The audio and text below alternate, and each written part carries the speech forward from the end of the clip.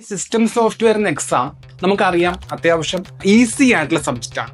അതായത് ഈ സബ്ജക്ട് നമുക്ക് ഒരു ബേസ് കിട്ടാത്തതിന്റെ കുറവ് മാത്രമേ ഉള്ളൂ. ഈ സബ്ജക്ട് നമുക്ക് ഒരു ബേസ് ആയി കഴിഞ്ഞാൽ ഫസ്റ്റ്, സെക്കൻഡ്, തേർഡ് മൊഡ്യൂളൊക്കെ സിമിലർ ആയിട്ടുള്ള ടോപ്പിക്സ് ആണ് പോകുന്നത്. അതിന്റെ പാറ്റേൺ ഒരു സിമിലാരിറ്റി ഉണ്ട്. അതൊന്ന് ക്രാക്ക് ചെയ്യാൻ സാധിച്ചാൽ ഈ സബ്ജക്ട് പഠിക്കാൻ നല്ല ഈസിയാണ്. യൂണിവേഴ്സിറ്റി എക്സാമിന് ഈ സബ്ജക്ട് എങ്ങനെ നമുക്ക് എഴുതാം, എക്സാമിന്റെ ഏതൊക്കെ ടോപ്പിക്സ് നിങ്ങൾ ആദ്യം പഠിക്കണം, ഏതൊക്കെയാണ് ഇമ്പോർട്ടന്റ് ടോപ്പിക്സ് തുടങ്ങിയ എല്ലാ കാര്യങ്ങളും ഈ ഒരു വീഡിയോയിൽ നിങ്ങൾക്ക് കണ്ട് പഠിക്കാൻ സാധിക്കും. എല്ലാവർക്കും മറ്റൊരു വീഡിയോയിലേക്ക് സ്വാഗതം. 2019 scheme S5 computer science students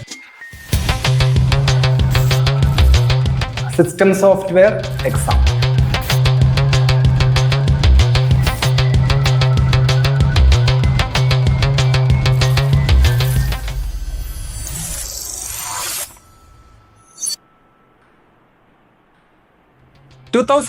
scheme ആയതുകൊണ്ട് തന്നെ നിങ്ങൾക്ക് ടോട്ടൽ 5 മൊഡ്യൂൾസ് ആണ് വരുന്നത്. ഇതിൽ നിങ്ങൾ എന്താ ചെയ്യേണ്ടത് വെച്ചാൽ പഠിക്കുന്ന സമയത്തും എക്സാം എഴുതുന്ന സമയത്തും ആദ്യം നോക്കേണ്ടത് മൊഡ്യൂൾ 5. മൊഡ്യൂൾ 5-നകത്ത് മാക്രോ പ്രോസസർ വരുന്നുണ്ട്, text editor, debugger, device driver.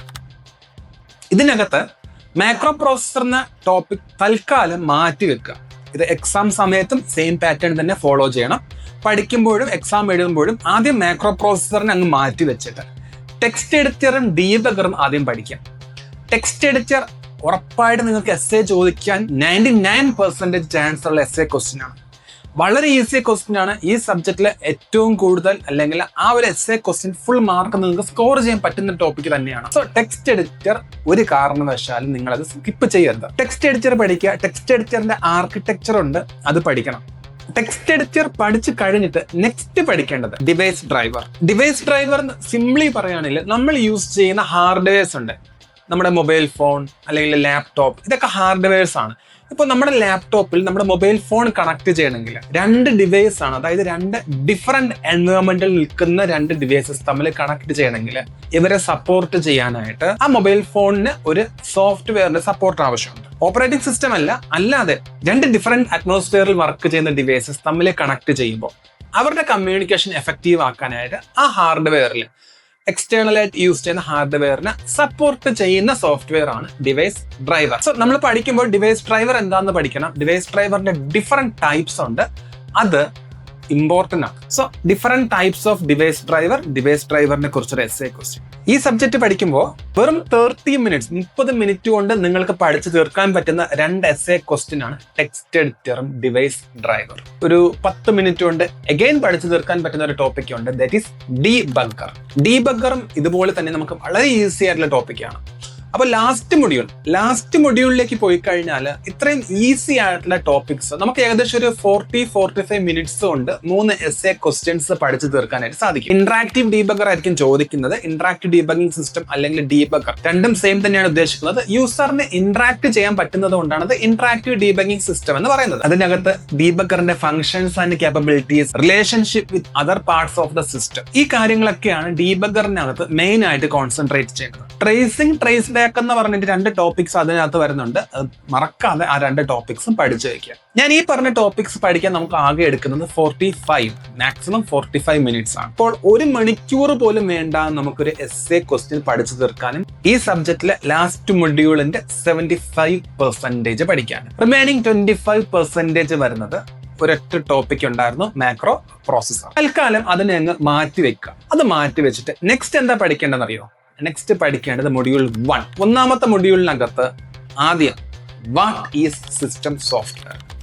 System software എന്താണ്, അതിൻ്റെ അകത്ത് വരുന്ന examples, compiler, interpreter, operating system, assembler, debugger, text editor, macro processor, ഇതിന്റെയൊക്കെ ഒരു ബ്രീഫ് ആയിട്ടുള്ള ഐഡിയ, ഓരോന്നിന്റെയും യൂസേജ് എന്തൊക്കെയാണ്. മാക്സിമം 15 മിനിറ്റ്സ് കൊണ്ട് ഈ ടോപ്പിക്സ് നമുക്ക് പഠിച്ചു തീർക്കാൻ സാധിക്കും. മൊഡ്യൂൾ 1-നകത്ത് ഈ ഒരു ക്വസ്റ്റ്യൻ ഉറപ്പായിട്ടും ചോദിക്കും. ഷോർട്ട് ക്വസ്റ്റ്യൻ ആയിട്ടോ അല്ലെങ്കിൽ എസ്സേക്കകത്ത് ഇപ്പോഴും കാണുന്ന ക്വസ്റ്റ്യൻ ആണ് what is system software. System സോഫ്റ്റ്വെയറും ആപ്ലിക്കേഷൻ സോഫ്റ്റ്വെയറും തമ്മിലുള്ള കമ്പാരിസൺ, അതുപോലെ ഏതെങ്കിലും ഒരു ടോപ്പിക്, സപ്പോസ് കമ്പൈലറിന്റെ വർക്കിംഗ് എന്താണ്, അസംബ്ലറിന്റെ വർക്കിംഗ് എന്താണ്, അല്ലെങ്കിൽ explain the role of interpreter as a system software, ഇങ്ങനെ ഏതെങ്കിലും ഒരു സിസ്റ്റം സോഫ്റ്റ്വെയറിനെ കുറിച്ചൊരു ഷോർട്ട് ക്വസ്റ്റ്യൻ ഒക്കെ ചോദിക്കുന്നുണ്ട്. ഞാൻ ഇതുവരെ പറഞ്ഞ ടോപ്പിക്സ് ഒക്കെ വളരെ ഈസി ആയിട്ട് പെട്ടെന്ന് വായിച്ച് പഠിക്കാൻ പറ്റുന്ന ടോപ്പിക്സ് ആണ്. ഏകദേശം 20 മാർക്സിന്റെ ക്വസ്റ്റ്യൻസ് ആണ് ഈ കഴിഞ്ഞ ടോപ്പിക്സിൽ നിന്ന് ചോദിക്കുന്നത്. മൊഡ്യൂൾ 1-നകത്തും 10 മാർക്ക് വരെ കിട്ടാൻ ചാൻസ് ഉണ്ട്. മൊഡ്യൂൾ 5-നകത്തും 10 മാർക്ക് വരെ കിട്ടാനുള്ള ചാൻസസ് ഉണ്ട്. ചാൻസ് അല്ല, 99% ഷുവർ ആണ്. ഈ ടോപ്പിക്സ് മാത്രം പഠിച്ചാൽ നിങ്ങൾക്ക് 20 മാർക്സ് അവിടെ കിട്ടും. 20 മാർക്സിന് എഴുതാൻ സാധിക്കും. അത് നിങ്ങൾ എഴുതുന്ന എത്രത്തോളം ക്ലിയർ ആണോ അതിനനുസരിച്ച് നിങ്ങൾക്ക് മാക്സിമം മാർക്ക് ഒരു 14-15 മാർക്സ് വരെ അവിടെ സ്കോർ ചെയ്യാനായിട്ട് സാധിക്കും. ഇനി എന്താ ചെയ്യേണ്ടേ? മൊഡ്യൂൾ 1-നകത്ത് SIC അതുപോലെ SIC/XC എക്സ്റ്റൻഡഡ് വെർഷൻ, SIC-യും SIC/XC ഈ 2 ആർക്കിടെക്ചർ നിങ്ങൾ മസ്റ്റ് ആയിട്ട് പഠിക്കണം. ഓക്കെ, അപ്പൊ പഠിച്ചു വന്ന ഓർഡർ നമുക്ക് മനസ്സിലായി. മൊഡ്യൂൾ 5 കഴിഞ്ഞ് നെക്സ്റ്റ് മൊഡ്യൂൾ 1-ലേക്ക് വരുന്നു. മൊഡ്യൂൾ 1 കംപ്ലീറ്റ് ടോപ്പിക്സ് പഠിക്കുക, അതിൽ യാതൊരു കോംപ്രമൈസും ഇല്ല. ഓക്കെ, ഒരു കോംപ്രമൈസും വിചാരിക്കാതെ നിങ്ങൾക്ക് ആ മൊഡ്യൂൾ കംപ്ലീറ്റ് ആയിട്ട് പഠിക്കാമെങ്കിൽ 2 ആർക്കിടെക്ചർ പഠിക്കുമ്പോഴും 2 ആർക്കിടെക്ചറിന്റെ ഡിഫറൻസ് പഠിക്കണം. SIC നിങ്ങൾ പഠിക്കുകയാണെങ്കിൽ അതിനകത്ത് നമുക്കറിയാം മെമ്മറി എത്രയാണെന്ന് പഠിച്ചു വയ്ക്കണം, അതുപോലെ ഏതൊക്കെ രജിസ്റ്റേഴ്സ് സപ്പോർട്ട് ചെയ്യുന്നുണ്ട്. SIC പഠിക്കുമ്പോൾ ഇതിന് ടേബിൾ ആയിട്ട് എഴുതി പഠിച്ചാൽ ഈസി ആയിരിക്കും. SIC-ക്കകത്ത് 2.15 ആണ് മെമ്മറി, SIC/XC ആകുമ്പോൾ 2.20 ആണ് മെമ്മറി. അതുപോലെ SIC-ക്കകത്ത് സപ്പോർട്ട് ചെയ്യുന്ന registers accumulator, index register, program counter, then 4 registers അവിടെ ഇല്ല. 4 രജിസ്റ്റേഴ്സ് അഡീഷണൽ ആയിട്ട് നമുക്ക് ഇവിടെ വന്നിട്ടുണ്ട്. SIC/XC-ക്കകത്ത് വന്നിട്ടുണ്ട് BSTF 3, 4, 5, 6. രജിസ്റ്റർ നമ്പർ 7 രണ്ടിടത്തും പഠിക്കാനില്ല. Then program counter and status 8 and 9 രണ്ടിലും കോമൺ ആണ്.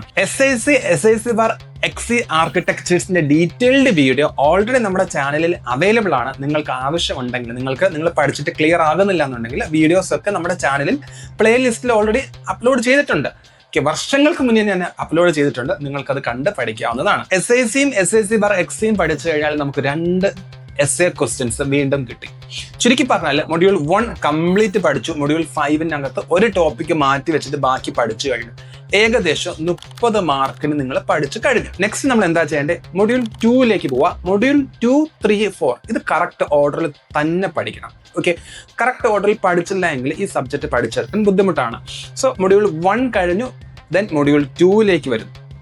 മൊഡ്യൂൾ 2 അസംബ്ലർ ആണ് പഠിക്കേണ്ടത്. മൊഡ്യൂൾ 2 and 3 പഠിക്കുന്നത് അസംബ്ലർ തന്നെയാണ്. മൊഡ്യൂൾ 2-നകത്ത് അസംബ്ലറിനെ കുറിച്ച് പഠിക്കുമ്പോൾ what is assembler, what are the basic features of assembler, ഇത് ആദ്യം പഠിക്കുക. ഒരു പേപ്പർ എടുത്തിട്ട് അസംബ്ലർ ഡയറക്റ്റീവ്സ് ഏതൊക്കെയാണ് ആദ്യമേ തന്നെ എഴുതി വെക്കുക. അസംബ്ലറിനകത്ത് മാത്രമല്ല, ലിങ്കറിൽ ലോഡറിനകത്തൊക്കെ നമുക്ക് കുറച്ച് ഡയറക്റ്റീവ്സ് ആവശ്യം വരുന്നുണ്ട്. സോ ഡയറക്റ്റീവ്സ് സെപ്പറേറ്റ് ആയിട്ട് എഴുതി വെച്ച് പഠിക്കുക. കാരണം ഓരോ ഡയറക്റ്റീവ്സിനും ഓരോ യൂസേജ് ഉണ്ട്. ഇത് മാത്രം ചിലപ്പോൾ ഷോർട്ട് ക്വസ്റ്റ്യൻസ് ചോദിക്കാറുണ്ട്. What is the use of LTORG, define ORG, what is the use of EQU. ഇങ്ങനെ കുറേ ഡയറക്റ്റീവ്സ് ഉണ്ട്. ലിങ്കർ ലോഡറിനകത്തും വരുന്നുണ്ട്, അസംബ്ലറിനകത്തും വരുന്നു. അസംബ്ലർ പഠിച്ചു തുടങ്ങുന്നതിന് മുന്നേ തന്നെ ഒരു പേപ്പറിൽ അല്ലെങ്കിൽ നിങ്ങളുടെ നോട്ട്ബുക്കിന്റെ ബാക്ക് സൈഡിലോ എവിടെയെങ്കിലും ഡയറക്റ്റീവ്സ് എഴുതി പോവുക. Assembler directives. അസംബ്ലർ എന്ന ടോപ്പിക്ക് പഠിക്കുമ്പോൾ 2nd, 3rd മൊഡ്യൂളിലായിട്ട് കുറേ ഡയറക്റ്റീവ്സ് പഠിക്കുന്നുണ്ട്.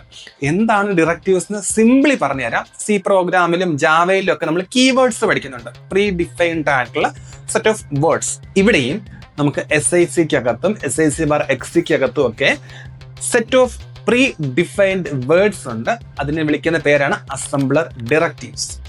Byte, word, reserve byte, reserve word, EQU, ORG, LTORG, EXTDEF, EXTREF ഇങ്ങനെ കുറേ ഡയറക്റ്റീവ്സ് ഉണ്ട്. Header record, text record, end record ഇത്രയുമാണ് ആദ്യം പഠിക്കുന്നതെങ്കിലും ഇത് കൂടാതെ വേറെ മോഡിഫിക്കേഷൻ റെക്കോർഡ് വരുന്നുണ്ട്, എക്സ്റ്റേണൽ ഡെഫിനേഷൻ എഴുതാനുണ്ട്, എക്സ്റ്റേണൽ റെഫറൻസ് എഴുതാനുണ്ട്. സോ ഈ കാര്യങ്ങളൊക്കെ 2 മൊഡ്യൂളും മൊഡ്യൂൾ 2 and 3 പഠിച്ചു കഴിയുമ്പോൾ അവർക്ക് ക്ലാരിറ്റി കിട്ടും. പക്ഷെ നിങ്ങൾ ഇതൊക്കെ എന്ത് ചെയ്യുക? ഈ റെക്കോർഡ്സ് എഴുതി പഠിക്കാം. ഈ റെക്കോർഡ്സ് എഴുതുന്നതിന് ഒരു ഫോർമാറ്റ് ഉണ്ട്. Column number 1, 2 to 7, then 8 to 30 ഇങ്ങനെ ഓരോ കോളംസിലും എന്താണ് എഴുതേണ്ടതെന്നുള്ളത് അതിനൊരു ഫോർമാറ്റ് ഉണ്ട്. ഈ ഫോർമാറ്റും പേപ്പറിൽ സെപ്പറേറ്റ് ആയിട്ട് എഴുതി വെച്ച് പഠിക്കണം. അപ്പോൾ ഡയറക്റ്റീവ്സിന്റെ ഫോർമാറ്റിന്റെ കാര്യത്തിൽ ആദ്യമേ തന്നെ എന്ത് ചെയ്യുക? ഇതിനെ മാറ്റി വെച്ചിട്ട് പഠിക്കുക. ഈ 2 ടോപ്പിക്സ് മസ്റ്റ് ആയിട്ട് പഠിക്കണം. ഇവിടെ നിന്ന് ഷോർട്ട് ക്വസ്റ്റ്യൻസ് വരുന്നുണ്ട്. നെക്സ്റ്റ് പഠിക്കേണ്ടത് അസംബ്ലറിനകത്ത് യൂസ് ചെയ്യുന്ന ഡാറ്റാ സ്ട്രക്ചേഴ്സ്. SIMTAB, OPTAB, അവിടെ വരുന്ന ഒരു പോയിന്റർ ഉണ്ട്, LOC, CTR. ഈ ടോപ്പിക്സിന്റെ വീഡിയോസും ഓൾറെഡി നമ്മുടെ പ്ലേലിസ്റ്റിൽ കിടപ്പുണ്ട്. 6th വീഡിയോ ആണ്. 7th വീഡിയോ 2 പാസ് അസംബ്ലർ ആണ്. സോ പ്ലേലിസ്റ്റിൽ 6th വീഡിയോ നോക്കി കഴിഞ്ഞാൽ നിങ്ങൾക്ക് ഈ 3 ടോപ്പിക്സിനെ കുറിച്ചുള്ള ഡീറ്റെയിൽ ആയിട്ടുള്ള നോട്ട്സ് ഒക്കെ അതിൽ അവൈലബിൾ ആണ്. ഇത്രയും പഠിച്ചു കഴിഞ്ഞിട്ട് നെക്സ്റ്റ് എന്താ പഠിക്കേണ്ടേ? 2 പാസ് അൽഗോരിതം. ഈ 2 പാസ് അൽഗോരിതം നിങ്ങൾ മസ്റ്റ് ആയിട്ട് പഠിക്കണം. പക്ഷേ എക്സാമിന് ഈ അൽഗോരിതം എഴുതാൻ നിൽക്കരുത്. എക്സാമിന് അൽഗോരിതം സ്കിപ്പ് ചെയ്യണം. അൽഗോരിതം എഴുതുമ്പോൾ ഒരുപാട് മിസ്റ്റേക്സ് വരാനുള്ള ചാൻസ് ഉണ്ട്. സോ എക്സാമിന് നിങ്ങൾ അൽഗോരിതം മാക്സിമം അവോയ്ഡ് ചെയ്യണം. സെക്കൻഡ് മൊഡ്യൂൾ ആയതുകൊണ്ട് തന്നെ പ്രോഗ്രാം ചോദിക്കാനുള്ള ചാൻസ് ഉണ്ട്. നിങ്ങൾക്ക് പ്രോഗ്രാം ചോദിച്ചു ഓർ ക്വസ്റ്റ്യൻ ആയിട്ട് അൽഗോരിതം ചോദിച്ചുവെങ്കിൽ, പ്രോഗ്രാം നിങ്ങൾക്ക് അറിയില്ലെങ്കിൽ മാത്രം അൽഗോരിതം എഴുതുക. ഓക്കെ, അല്ലെങ്കിൽ അൽഗോരിതത്തിന്റെ ഓർ ക്വസ്റ്റ്യൻ ആയിട്ട് വരുന്ന ക്വസ്റ്റ്യൻ നിങ്ങൾക്ക് അറിയില്ല എങ്കിൽ അൽഗോരിതം നിങ്ങൾക്ക് അറിയാമെങ്കിൽ അൽഗോരിതം എഴുതാം. ഓക്കെ, അങ്ങനെ അല്ല, ഓർ ക്വസ്റ്റ്യൻ നിങ്ങൾക്ക് എഴുതാൻ പറ്റുന്ന ക്വസ്റ്റ്യൻ ആണെങ്കിൽ നിങ്ങൾ അങ്ങോട്ടേക്ക് പോവുക. അൽഗോരിതം എഴുതുമ്പോൾ ഐ ലൂപ്പിനകത്ത് ഇഫ് കണ്ടീഷൻസ് വരുമ്പോൾ ഈ കണ്ടീഷൻസ് നമ്മൾ പ്രോപ്പറായിട്ട് എഴുതിയില്ല എന്നുണ്ടെങ്കിൽ അൽഗോരിതത്തിൽ മാർക്ക് കുറയാൻ ചാൻസ് കൂടുതലാണ്. സോ അൽഗോരിതം എഴുതണ്ട എന്നതാണ് എൻ്റെ സജഷൻ. പക്ഷെ ആ അൽഗോരിതം പഠിച്ച് ബേസ് ആയാൽ മാത്രമേ നമുക്ക് അടുത്ത മൊഡ്യൂളൊക്കെ പഠിക്കാൻ പറ്റത്തുള്ളൂ. സോ മൊഡ്യൂൾ 3, 4 ഒക്കെ നമുക്ക് നന്നായിട്ട് മനസ്സിലാക്കി പഠിക്കണമെങ്കിൽ നമ്മൾ ഈ അൽഗോരിതം മസ്റ്റ് ആയിട്ട് പഠിക്കണം. അൽഗോരിതത്തിന്റെ വീഡിയോയും ഓൾറെഡി നമ്മുടെ ചാനലിൽ അവൈലബിൾ ആണ്. പ്ലേലിസ്റ്റിൽ 7th വീഡിയോ ആണ് 2 പാസ് അസംബ്ലർ. അതിനകത്ത് എനിക്ക് പറ്റുന്നത് പോലെ മാക്സിമം ഞാൻ അതിൽ എക്സ്പ്ലെയിൻ ചെയ്ത് പറഞ്ഞിട്ടുണ്ട്. ഞാൻ ഓൾറെഡി പറഞ്ഞു, ഈ മൊഡ്യൂളിനകത്ത് പ്രോഗ്രാംസ് ചോദിക്കും. പ്രോഗ്രാംസ് എല്ലാവർക്കും കംഫർട്ടബിൾ ആണെന്നില്ല. മോസ്റ്റ്ലി ഒരു 50% ആൾക്കാർക്ക് പ്രോഗ്രാം എഴുതാൻ അറിയില്ലായിരിക്കും. അങ്ങനെയാണെങ്കിൽ നിങ്ങൾ ആ പ്രോഗ്രാമിന്റെ സൈഡിലേക്ക് പോകരുത്. പ്രോഗ്രാമിന് പകരം അൽഗോരിതം നിങ്ങൾക്ക് അറിയാമെങ്കിൽ അൽഗോരിതം സൈഡിലേക്ക് പോവുക. ഇനി ഈ 2 ഏരിയാസ് അറിയില്ല എങ്കിൽ ഈ 2 ടോപ്പിക്സും സ്കിപ്പ് ചെയ്തിട്ട് ബാക്കി ടോപ്പിക്സിലേക്ക് പോകണം.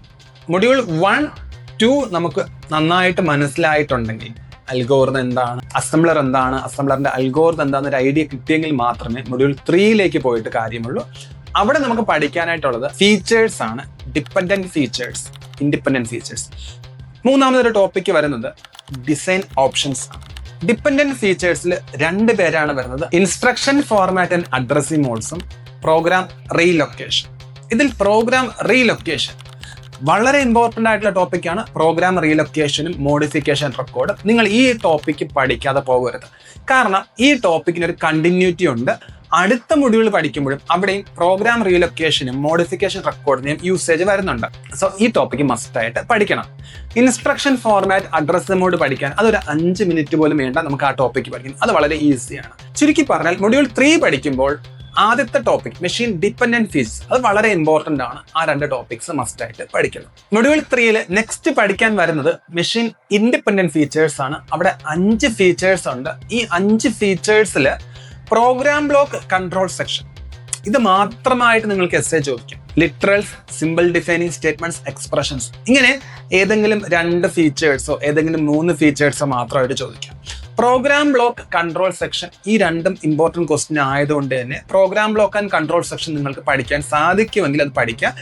മിക്ക പേർക്കും ആ 2 ടോപ്പിക്ക് പഠിക്കാൻ കുറച്ച് ബുദ്ധിമുട്ടായിരിക്കും. അങ്ങനെ നിങ്ങൾക്ക് ബുദ്ധിമുട്ടാണെങ്കിൽ നിങ്ങൾ മെഷീൻ ഇൻഡിപെൻഡന്റ് ഫീച്ചേഴ്സിൽ literals, simple defining statements, expressions, ഇത് 3ഉം പഠിക്കാം. ഇവിടെ program block and control section, ഈ 2 ടോപ്പിക്സിനും ഇമ്പോർട്ടൻസ് കൂടുതലാണ്.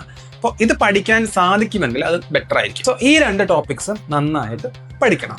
ഈ മൊഡ്യൂളിലെ ലാസ്റ്റ് ടോപ്പിക്കായിട്ട് വരുന്നത് ഡിസൈൻ ഓപ്ഷൻസ് ആണ്. ആക്ച്വലി ഡിസൈൻ ഓപ്ഷൻസ് ഉദ്ദേശിക്കുന്നത് അസംബ്ലറിനെ എങ്ങനെയൊക്കെ ഡിസൈൻ ചെയ്തിട്ടുണ്ട്, അതായത് ഡിഫറെന്റ് ടൈപ്സ് ഓഫ് അസംബ്ലർ ആണ് അവിടെ മെൻഷൻ ചെയ്യുന്നത്. 1 pass assembler, 2 pass assembler with overlay structure, multi pass assembler. Okay, ഇവിടെ ഒരു എക്സാമ്പിൾ കൂടെ പഠിക്കാനുണ്ട്. മാസം, MASM, മൈക്രോസോഫ്റ്റിന്റെ അസംബ്ലർ ആണ് മാസം അസംബ്ലർ പഠിക്കണം. SICയും മാസം വെച്ചിട്ട് ഒരു കമ്പാരിസൺ ഒക്കെ പഠിച്ചു കഴിഞ്ഞാൽ അത് പഠിക്കാൻ ഈസി ആയിരിക്കും. സിസ്റ്റം സോഫ്റ്റ്വെയർ പഠിക്കുമ്പോൾ ഈ സബ്ജക്റ്റിൽ ടോട്ടൽ 5 മൊഡ്യൂൾസ് ഉണ്ട്. നമുക്കറിയാം, ഇതിൽ നിങ്ങൾക്ക് പഠിക്കാവുന്ന ഓർഡർ ഞാൻ ഓൾറെഡി പറഞ്ഞു. Module 5, 1, 2 and 3. ഈ 4 മൊഡ്യൂൾസ് നിങ്ങൾ കൃത്യമായിട്ട് പഠിച്ചിട്ടുണ്ടെങ്കിൽ നിങ്ങൾക്ക് ഈ സബ്ജക്റ്റിന് മാക്സിമം മാർക്ക് സ്കോർ ചെയ്യാൻ പറ്റും. നിങ്ങൾ ജയിച്ചു കഴിഞ്ഞു. ഓക്കെ, നിങ്ങൾ ഇത്രയും പഠിച്ചിട്ടുണ്ടെങ്കിൽ നിങ്ങൾ ഷുവർ ആയിട്ട് ജയിച്ചു കഴിഞ്ഞു. മൊഡ്യൂൾ 5, 1, 2 പ്രോഗ്രാമും അൽഗോരിതം ആണ് അവിടെ ടഫായിട്ട് വരുന്നത്. അത് നിങ്ങൾ സ്കിപ്പ് ചെയ്തിട്ടുണ്ടെങ്കിൽ മൊഡ്യൂൾ 3 ഒരു ടോപ്പിക്കും സ്കിപ്പ് ചെയ്യരുത്. അവിടെ പ്രോഗ്രാം ബ്ലോക്കും കൺട്രോൾ സെക്ഷനും ഉണ്ട്. അതുപോലെ ഡിപ്പെൻഡന്റ് ഫീച്ചേഴ്സിനകത്ത് പ്രോഗ്രാം റീലൊക്കേഷൻ ഉണ്ട്. ഇതൊക്കെ ഇമ്പോർട്ടൻ്റ് ആണ്. ബാക്കി വരുന്ന ടോപ്പിക്സ് ഉണ്ടല്ലോ, ഇൻഡിപെൻഡന്റ് ഫീച്ചേഴ്സിനകത്ത് റിമൈനിങ് വരുന്ന 3 ഫീച്ചേഴ്സും, ഡിപ്പെൻഡന്റ് ഫീച്ചേഴ്സിനകത്ത് ഇൻസ്ട്രക്ഷൻ ഫോർമാറ്റിന്റെ അഡ്രസ്സിംഗ് മോഡ്സും, ഇൻഡിപെൻഡന്റ് ഫീച്ചേഴ്സിനകത്ത് റിമൈനിങ് വരുന്ന 3 ഫീച്ചേഴ്സ്. ഓക്കെ, അപ്പോൾ ഇത് നിങ്ങൾ മൊഡ്യൂൾ 2 അൽഗോരിതം പ്രോഗ്രാം സ്കിപ്പ് ചെയ്യുന്നുണ്ടെങ്കിൽ മൊഡ്യൂൾ 3 ഈ ടോപ്പിക്സ് ഒന്നും സ്കിപ്പ് ചെയ്യരുത്. ഇതൊക്കെ പഠിച്ചു കഴിഞ്ഞ് ഇനി നെക്സ്റ്റ് മൊഡ്യൂളിലേക്ക് നിങ്ങൾ പോകുകയാണെങ്കിൽ, 4th മൊഡ്യൂൾ നിങ്ങൾ പഠിക്കുകയാണെങ്കിൽ സത്യത്തിൽ ഇനി നിങ്ങൾക്ക് 4th മൊഡ്യൂൾ പഠിക്കാൻ വളരെ ഈസിയാണ്. കാരണം മൊഡ്യൂൾ 2-ൽ പഠിച്ചിട്ടുള്ള പ്രോഗ്രാം റീലൊക്കേഷൻ, മോഡിഫിക്കേഷൻ റിപ്പോർട്ട്, ഇതൊക്കെ നിങ്ങൾക്ക് മൊഡ്യൂൾ 4-ലും പഠിക്കാനുണ്ട്. അവിടെ ലിങ്കർ ലോഡർ ആണ് നമുക്ക് മൊഡ്യൂൾ 4-ൽ പഠിക്കാൻ വരുന്നത്. What is linker loader, different types of linker loader, linking loader, linkage editor, അങ്ങനെ ഡിഫറെന്റ് ടൈപ്സ് ഉണ്ട്. അബ്സല്യൂട്ട് ലോഡർ, ഇങ്ങനെ ഡിഫറെന്റ് ടൈപ്സ് വരുന്നുണ്ട്. മെഷീൻ ഡിപ്പെൻഡന്റ് ഫീച്ചേഴ്സും മെഷീൻ ഇൻഡിപെൻഡന്റ് ഫീച്ചേഴ്സ്, ഇത്രയുമാണ് ലോഡർ എന്ന ടോപ്പിക്കിൽ പഠിക്കാനുള്ളത്. ഇതിൽ ഷോർട്ട് ക്വസ്റ്റ്യൻ ആയിട്ട് വരുന്നത് അബ്സല്യൂട്ട് ലോഡർ, ബൂട്ട്സ്ട്രാപ്പ് ലോഡർ, ഇതൊക്കെ നിങ്ങൾക്ക് ഷോർട്ട് ക്വസ്റ്റ്യൻ ആയിട്ട് പഠിക്കുന്ന ടോപ്പിക്സ് ആണ്. സത്യത്തിൽ അതൊക്കെ എഴുതാനും ഈസിയാണ്, അത് പഠിക്കാൻ വളരെ കുറച്ച് സമയം മതി. ഓക്കെ, ഇപ്പൊ ലോഡർ നിങ്ങൾ പഠിക്കുന്നില്ല എന്നുണ്ടെങ്കിൽ ഉറപ്പായിട്ട് നിങ്ങൾ പഠിക്കേണ്ടത്, ലോഡർ പഠിക്കുന്നില്ല, ആ ഒരു മൊഡ്യൂളിലേക്ക് കയറുന്നില്ല എന്നുണ്ടെങ്കിൽ അറ്റ്ലീസ്റ്റ് നിങ്ങൾ അതിൽ പഠിക്കേണ്ടത് absolute loader, bootstrap loader, loader linker difference. Okay, ഇത്രയും മാത്രം പഠിച്ചു വെക്കാം. ഈ വീഡിയോയ്ക്കകത്ത് ഓൾമോസ്റ്റ് ഇമ്പോർട്ടൻറ്റ് ടോപ്പിക്സ് എല്ലാം ഞാൻ പറഞ്ഞിട്ടുണ്ട്, ഓരോ മൊഡ്യൂളിനകത്തുള്ള ടോപ്പിക്സ് പറഞ്ഞിട്ടുണ്ട്. നിങ്ങൾ ഒരൊറ്റ കാര്യം ചെയ്യുക, എക്സാമിന് പഠിക്കുമ്പോൾ ഈ ഓർഡർ കറക്റ്റായിട്ട് പഠിച്ചു പോവുക, നിങ്ങൾക്ക് പെട്ടെന്ന് പഠിച്ചു തീർക്കാൻ സാധിക്കും. എക്സാം എഴുതുന്ന ടൈമിലും ഇതേ ഓർഡർ ഫോളോ ചെയ്ത് പോവുക. മൊഡ്യൂൾ 5, 4, 1, 2, 3. ഓക്കെ, സോ എല്ലാവർക്കും ഓൾ ദ ബെസ്റ്റ്.